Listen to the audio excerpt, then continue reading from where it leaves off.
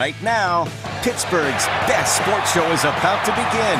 Call us or tweet us. Got things to talk about on the Ireland Contracting Nightly Sports Call. All right, Ken, thanks very much once again, and thank you guys for watching out there. We appreciate it. We invite your participation. It's 412-575-2600. That's the number of the Borders and Borders hotline right here on the Ireland Contracting Nightly Sports Call. Bob Pompeani, as I mentioned, with Ron Cook of the Post-Gazette and 93.7 The Fan. And Ron, let's begin with the trade today, because the Pirates have added now 3 outfielders in a row, 3 different days. Michael Saunders was a previous All-Star, but he's 31. He's coming off a bad year. This kid, 28, Corey Dickerson, looks like he could be the guy. And they traded a guy who didn't give him all that much for the price, I think, last year, in Daniel Hudson. No, you don't find yourself saying very often, way to go, Buccos, but I like this trade. They got rid of Hudson, who turned out to be a bad signing by Neil Huntington. I think they gave him $11 million over 2 years, and he was awful last year.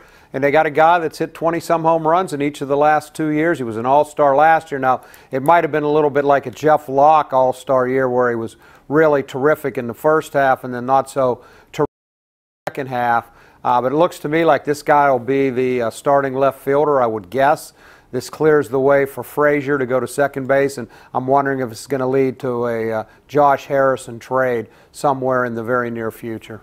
Yeah, I think one of those situations will occur, and Frazier's a guy who could be a leadoff guy. You'd like to give him in the lineup. I like him personally, Ron, as sort of a utility guy, because he could do a lot of different things for you, and I think make your team stronger. But Corey Dickerson, the only strange part about this, he was DFA'd by Tampa. I don't know if that was a money dump or what, but it's strange that their all-star would be let go. They've been getting rid of players like the Pirates have, and they've been really criticized by their players that are behind, just like the Pirates have been. I think they're looking to shed payroll as well. Now, they took a big chunk of back by getting Hudson, but I guess a lot of the people, a lot of the players and the team are very disgusted with what their management does. Sounds familiar, doesn't it?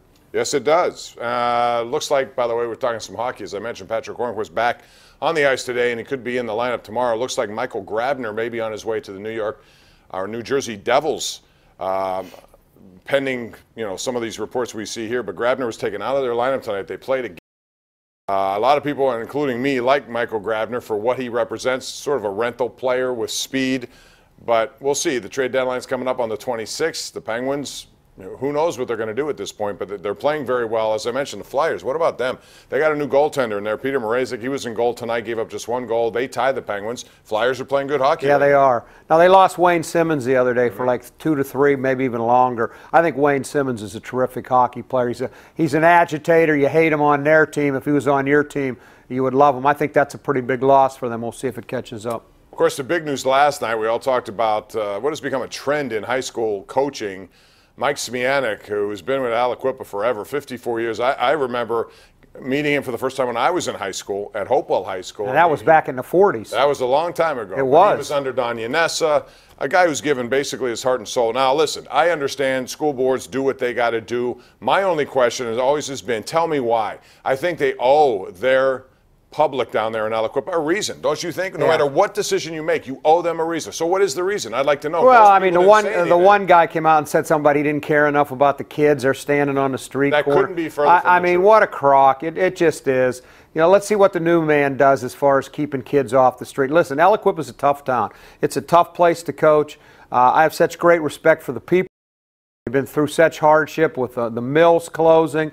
It's still an pressed area, and they rally around the football program, and I thought Zemanek did a fabulous job there. I'm disappointed on a personal level because I know Mike and really like Mike, and I think it's a crock that he's been forced out. And but again, unfortunately, you find a right parent with a right school board member, they can ruin it for a coach. And I, quite frankly, Bob, don't know why anybody would want to get into coaching these days. I really don't. You got to have support. It's not about money.